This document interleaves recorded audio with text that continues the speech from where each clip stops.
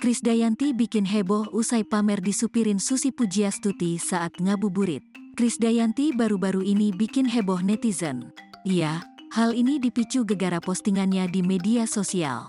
Melansir dari Instagram pribadinya yang diunggah Sabtu, tanggal 15 April tahun 2023, istri dari Raul Lemos itu mulanya terlihat membagikan cuplikan video singkat, di mana dirinya saat itu diketahui tengah berada di dalam mobil. Namun tak sendiri, Krisdayanti justru terlihat ditemani sosok wanita nyentrik. Ya, sosok tersebut tak lain tak bukan ialah Susi Pujiastuti. Sontak saja, hal tersebut bikin netizen terkejut. Pasalnya, tak ada yang menyangka bahwa Krisdayanti diam-diam mengenal dekat sosok Susi Pujiastuti.